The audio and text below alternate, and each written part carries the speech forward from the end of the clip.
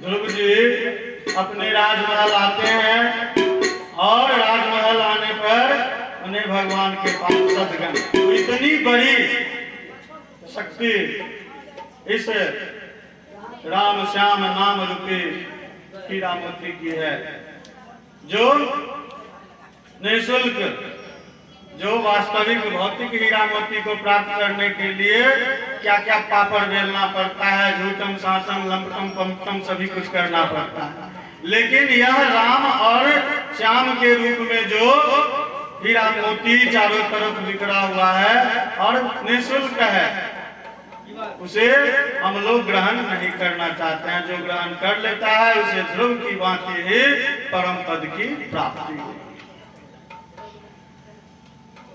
अब ध्रुव के वंश में ही ध्रुव तो चले गए भगवान विष्णु के पार्षदों द्वारा, उन्हीं के उन्हें संतान हुआ था जिसका उल्लेख हो गया। तो ध्रुव के वंश में ही आगे चल करके एक राजा हुए अंग, और राजा अंग बहुत ही महात्मा थे, ज्ञानी विद्वान, संतों का सम्मान किया जाना, सदैव अपने साम्राज्य में यज्ञ का आयोजन करवाना, महान संत थे। अब उस महान संत का एक बेटा था, ठीक विपरीत उस महान संत का जो बेटा था उसका नाम था वेन। वह पूरी तरह से अशांत था, दुराचारी था, लंपट था, और इतना दुराचारी था कि जब वह युवावस्था को प्राप्त किया, युवावस्था प्राप्त करने के बाद क्या किया कि राजा अंग को पहाड़ की गुफा में बंद कर दिया। बहुत दिन आप शासन किए, अब आप तक रही है, बन रही है, और स्वयं राजा बन गया। नाम क्या है? वेन। जैसा नाम वही आदेश दे दिया। राजा बनते ही पूरे राज्य में मुनादी करवा दी, घोषणा करी, घंट बजवा दिया, आज से धर्म पर लग गया वैन। नाम है वैन, वैन लगा दिया, अंग्रेजी का सब रुकावट, रोक लग गई। किसी भी प्रकार का धार्मिक कार्य नहीं होगा, कोई जगजात नहीं होगा। सब ऋषि मुनि को आदेश मिल गया, पूरे राज्य में मुनादी फैला दी गई। जब सूचना ऋषि मुनियों तक पहुंची, सभी आए वैन के पास कि धार्मिक कृत्य को रोकने का आदेश आपने क्यों दिया। अब नतीजा क्या हुआ कि ऋषि मुनि वहां आए, उसने क्या किया कि सभी ऋषि मुनियों को बंदी बना लिया। सेनाओं के द्वारा सभी ऋषि मुनियों को उसने बंदी बना लिया और संतों का अपमान, उनका उपहास करने लगा। बड़े आए हैं यज्ञ करने वाले, पूजा करने वाले, धार्मिक कार्य करने वाले, जैसा कि वर्तमान समय में होता है। चर्चा कहीं कहीं हो रही है, बड़का बाबा अयोध्या जी से तरह तरह की बातें होती है। राधे राधे। तो आरंभिक समय से लेकर के वर्तमान, जब उस समय वैन के द्वारा धर्म पर वैन लगा दिया गया, तो अभी तो कलयुग है। धर्म के रास्ते पर आप आगे बढ़ेंगे, तरह तरह की आलोचनाएं होंगी। तो महात्माओं को दुत्कारा जाने लगा, अपमानित होते हुए, सहन करते हुए। महात्मा तो संत है, वो तो शांत रहेंगे, लेकिन महात्माओं का जो अपमान किया गया, महात्मा क्रोधित हुए फिर भी शांत रहे। उसके बाद वह क्या कहता है वैन राजा कि तुम लोग जो यज्ञ करते हो, तुम मुझे बताओ कि जिसके लिए तुम यज्ञ करते हो, बताओ वह यज्ञ पुरुष कौन है। देखे हो झूठ मूठ का तुम लोग ढोंग करते हो। ऐसा सुनते ही सभी ऋषि मुनि, सभी संतजन काफी क्रोधित हुए, और जैसे ही वे क्रोधित हुए, क्रोध के कारण उन लोगों ने हुंकार भरी, और संतों की हुंकार ऐसी भीषण हुंकार हुए कि राजा बैन धड़ाम से गिर गया। धड़ाम से गिरा और उसके प्राण पखेरु समाप्त हो गए। अब देख लीजिए प्रमाण, संतों को अपमानित करने का फल क्या होता है। अतः कभी भी किन्हीं संत का अपमान नहीं करना चाहिए। हम यदि उन्हें स्वीकार नहीं करते हैं, नहीं कीजिए, लेकिन उन्हें अपमानित मत कीजिए। आप उनके मत से सहमत नहीं है, आप उनके पास नहीं जाए, उनकी बात को मत सुनिए, लेकिन उनका अपमान नहीं होना चाहिए। संतों का अपमान बैन ने किया, उसकी जीवन पर बैन लग गया, खत्म। तो बैन का शरीर समाप्त हो गया। अब बैन की मृत्यु के बाद ऋषि मुनि आए थे, भाई शासक तो चाहिए, साम्राज्य के लिए शासक चाहिए। ऋषि मुनियों ने अपने शरीर का मंथन किया, और ऋषि मुनियों के शरीर के मंथन के फलस्वरूप विभिन्न अवतारों के क्रम में उल्लेखित हुआ है। भगवान पृथु के रूप में उत्पन्न हुए, अवतरित लिए, और पृथु के रूप में अवतरित होकर के ऋषि मुनियों के द्वारा प्रार्थना की गई कि इस दुष्ट, इस अधर्मी राजा के प्रताड़ना के फलस्वरूप हम लोगों के द्वारा वर्षों से यज्ञादि नहीं किया जा रहा है। इसके दुष्कर्म के फलस्वरूप स्थिति क्या हो गई है, धरती ने अपना उत्पादन करना बंद कर दिया है। धरती के जितने रत्न हैं सभी गायब हो गए हैं। हम लोग जितनी भी वस्तुओं का उपभोग करते हैं, तरह तरह के अनाज, फल, सब्जियां, सब कुछ धरती से प्राप्त होती है। जिसके लिए वैसे तो पुरुष की भी इच्छा होती है, लेकिन बदनाम स्त्रियां हैं, जिसके प्रति हमेशा उनकी उत्कंठा रहती है, सोने चांदी जेवर। पुरुष की भी इच्छा होती है, मैंने शुरू में ही, तो वह सोना चांदी वह भी कहां से मिलता है, वह भी धरती से ही।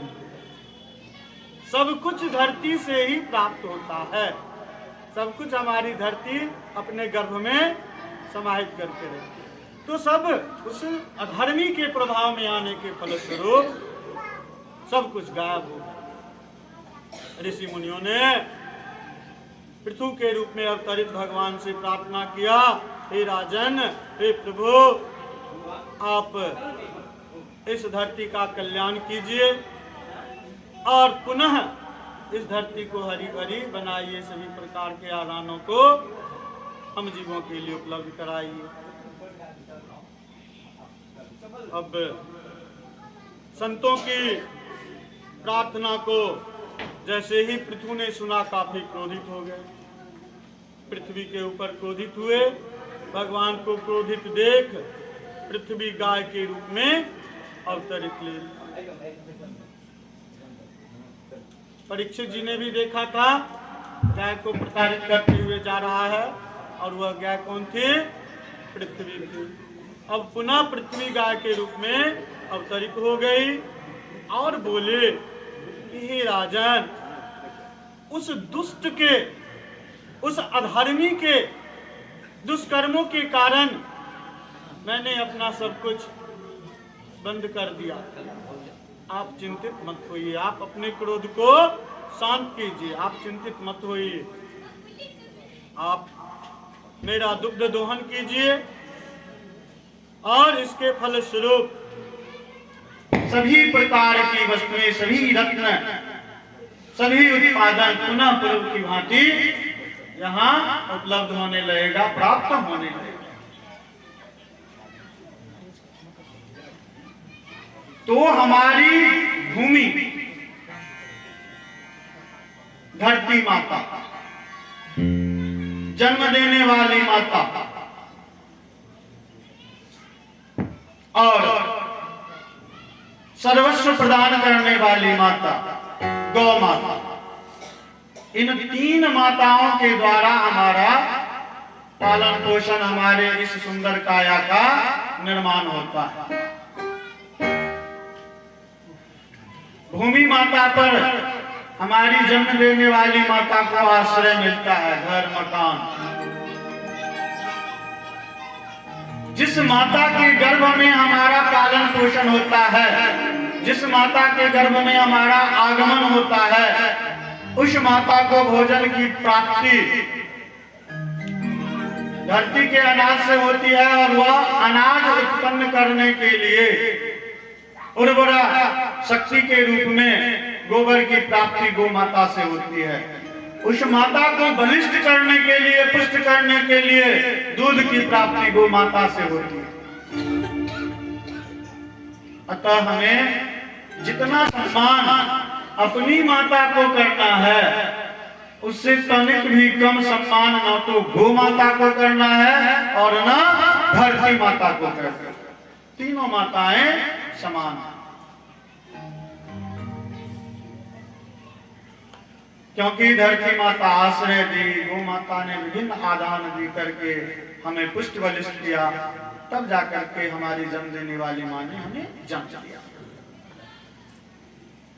पुनः राजा पृथ्वी को आश्वस्त करते हुए गौ माता अंतर्ध्यान हुए और राजा पृथु के शासन काल में साम्राज्य चारों तरफ हरा भरा हो गया। अब आज की कथा विश्राम की तरफ बढ़ रही है। पृथु के द्वारा जब संपन्नता आई, धरती माता ने आशीर्वाद दे दिया, सर्वत्र मंगलमय स्थिति उत्पन्न हो गई, ऋषि मुनियों के द्वारा यज्ञ किया जाने लगा। तो यज्ञ, कोई यज्ञ कर्म करते हैं हम लोग प्रतिदिन, भगवती भगवान का स्थल, तुलसी चौरा, इन सभी स्थलों को गोबर से शुद्ध रूप में लिपने का कार्य करते हैं। कहां से मिलता है? गौ माता। पंचगव्य का निर्माण करते हैं, दूध, घी, दही, गौमूत्र, गोबर, सब कुछ गौ माता के द्वारा। यज्ञ में अग्नि प्रज्वलित करने के लिए गाय के गोबर का उतला, गोईठा, गोरहा का उपयोग करते हैं। भगवान को भोजन के रूप में जो आहुति प्रदान करते हैं, खीर बनाते हैं, दूध का बना हुआ रहता है, घी की देते हैं, गौ माता से प्राप्त होती है। यही कारण है कि गाय सदैव पूजनीय है। तो उसी गौ माता की कृपा से राजा पृथु का साम्राज्य काफी फला फूला, काफी विकसित हुआ। राजा पृथु ने अश्वमेध यज्ञ किया। उस अश्वमेध यज्ञ में ईर्ष्या उत्पन्न हो गई। अब राजा पृथु की ख्याति देख करके, उनकी प्रतिष्ठा देख करके इंद्र को जलन हो गई।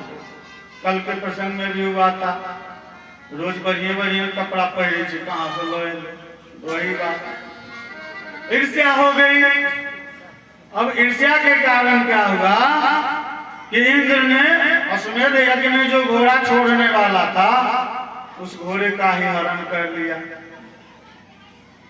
इनको लगा कि अब तो लगता है मेरी शक्ति कम ऊपर जाएगी, मेरा साम्राज्य प्रभावित हो जाएगा। उस घोड़े का हरण कर लिया गया। अब देखिए ब्राह्मणों की शक्ति, मंत्र शक्ति में कितना, मंत्र शक्ति का कितना प्रभाव है। जब घोड़े का हरण कर लिया गया तो वहां पर महर्षि अत्रि ने ब्राह्मणों से कहा कि आप लोग अपनी मंत्र शक्ति के बल पर इंद्र को यहां उपस्थित कीजिए। ब्राह्मणों के द्वारा मंत्रोच्चार किया गया और उन मंत्रों की शक्ति के द्वारा इंद्र वहां आए। इस प्रसंग में यहाँ तो इंद्र आया। मंत्र में इतनी शक्ति अभी भी है। यज्ञ अनुष्ठान होता है और उसमें जो अग्नि प्रज्वलन होता है बिना दिया सलाई के, बिना आग के, मंत्र के द्वारा, मंत्र में इतनी शक्ति होती है कि उन मंत्रों के उच्चारण के फलस्वरूप स्वतः अग्नि प्रज्वलित हो जाता है। यह शक्ति है। तो मंत्र शक्ति के प्रभाव से इंद्र को वहां पर लाया गया और उसे मारने के लिए जघन्य अपराध किया था। घोड़ा ले गया था, शत्रु आ गया है, मार दो इसको, मारने के लिए दौड़ा। लेकिन वहां पर ब्रह्मा जी के कहने पर इंद्र को क्षमा किया और उस यज्ञ स्थल में भगवान एक और रूप में प्रकट हो गए। लक्ष्मी नारायण के रूप में वहां भगवान प्रकट हो जाते हैं उस यज्ञ में। बोलिए भगवान लक्ष्मी नारायण की।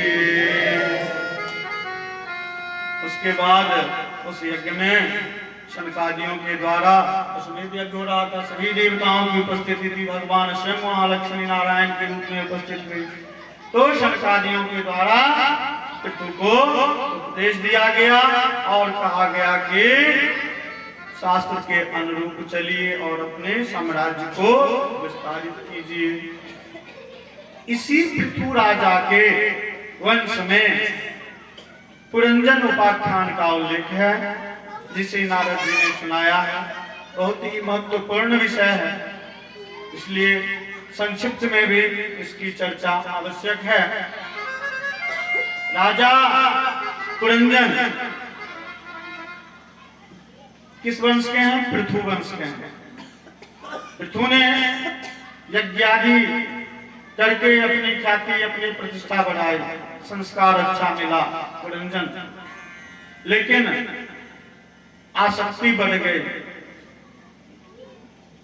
और आसक्ति का दुष्परिणाम हम लोगों ने आज की अभी की कथा में भी देखा। अब राजा पुरंजन को एक अत्यंत रूपवती, एक अत्यंत सुंदरी पुरंजनी के प्रति स्नेह हो गया और उसके प्रेम पास में फंस करके उसके सारे जो गुण थे वह गुण समाप्त हो गए, विवेक नष्ट हो गया। क्योंकि ध्यान तो केवल पुरंजनी पर है, अन्य विषय वस्तु पर ध्यान ही नहीं है। विवेक नष्ट हो गया और पुरंजनी के साथ उसका आधा जीवन व्यतीत, आधा जीवन उसने व्यतीत कर दिया। और परिणाम क्या हुआ कि अगले जन्म में पुरंजन को स्त्री योनि की प्राप्ति हुई। पुरंजनी से राजा को 1100 पुत्र हुए और 110 कन्याएं। अभी जो भारत चीन को पीछे करने वाला है, तो कहां से आया? प्रमाण मिल रहा है, पूर्व से ही चलता आ रहा। तो इतने संतान हुए, 1100 पुत्र और 110 कन्याएं। तो 1100 और 110, फिर उसके 1 लाख पुत्र, 1.25 लाख नाती, तो उसके लिए स्थल चाहिए। तो उन सभी के लिए जो स्थल हुआ वही पांचाल क्षेत्र हुआ, जहाँ की पांचाली थी। तो पांचाल क्षेत्र में उनका निवास स्थल हुआ।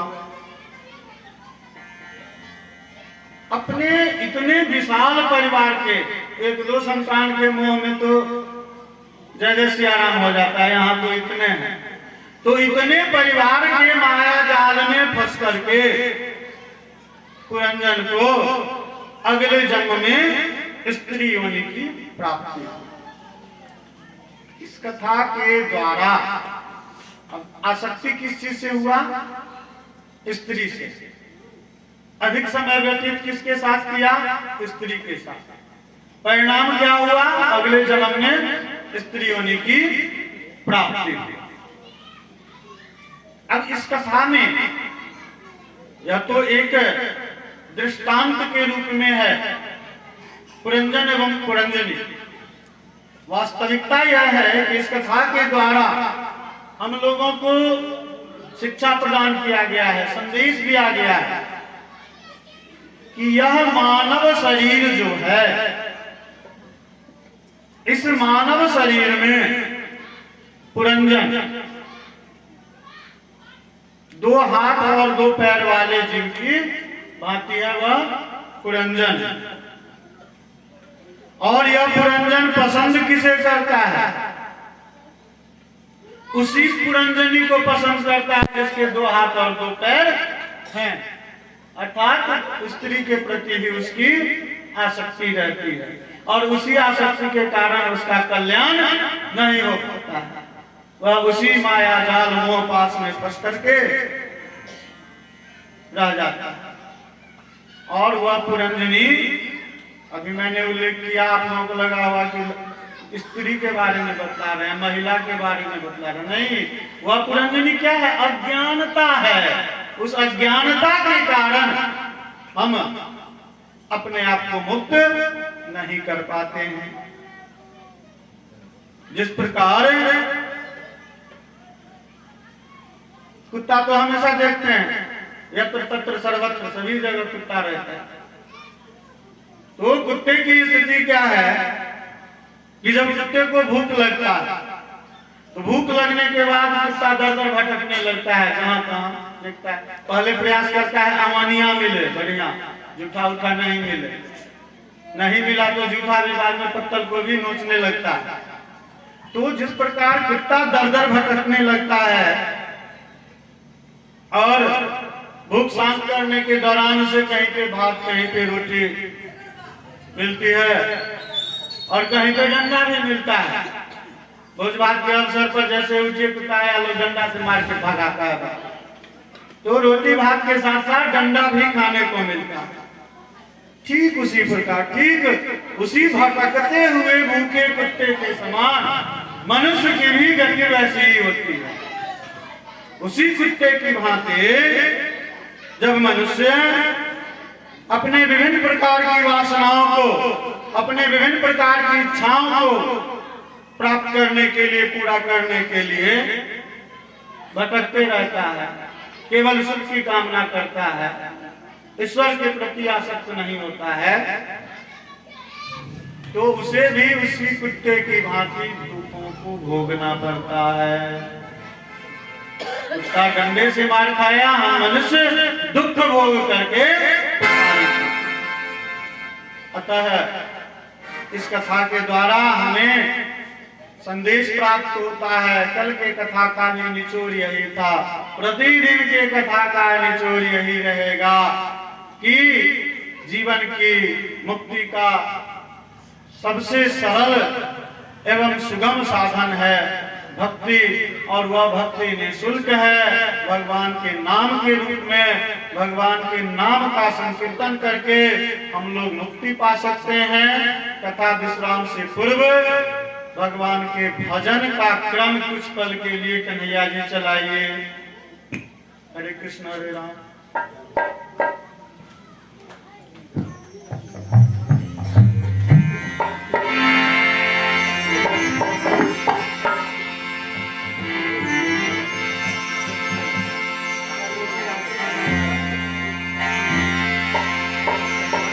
Hello, hello, hello, hello.